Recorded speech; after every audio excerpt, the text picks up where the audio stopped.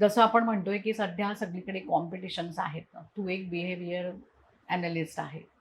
या कॉम्पिटिशन बघितल्यावरती तुला काय वाटतं? काय चॅलेंजेस आहेत हल्लीच्या पिढीपुढे? मला असं वाटतं की कॉम्पिटिशन आपल्याकडे ओव्हरऑल प्रत्येक पिढीला नव्याने होतीच.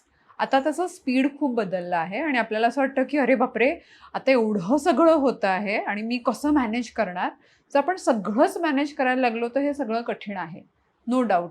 पण जर तुम्ही एखादा विषय किंवा एखादी फील्ड पकडली आणि त्या फील्डमध्ये आपली एक्सपर्टीज बिल्ड केली, तर तुम्हाला सर्व्हाईव्ह होण्याऐवजी त्याच्यामध्ये थ्राईव्ह व्हायला पण खूप ऑप्शन आहेत. म्हणजे एक वेळ होतं जेव्हा तुम्हाला फक्त भारतातले किंवा फक्त मुंबईतले जॉब अवेलेबल होते. तुम्ही आपला जॉब सोडून बाकी काहीच करू शकत नव्हता. पण जर तुमची तयारी असेल शिकायची आणि स्वतःला सातत्याने नव्याने शोधायची, तर तुम्ही तुमचा एक जॉब करत असताना अजून 3 गोष्टी करू शकता. ती पॉसिबिलिटी आत्ताच्या वेळेमध्ये आणि आत्ताच्या टेक्नॉलॉजीमुळे आपल्याकडे आहे. पण कॉम्पिटिशन ही थोडीशी तुमच्या करण्याच्या मानसिकतेवर खूप निर्भर आहे, असं मला वाटतं. संपूर्ण व्हिडिओ पाहण्यासाठी ओनली मानिनी चॅनलला जरूर भेट द्या.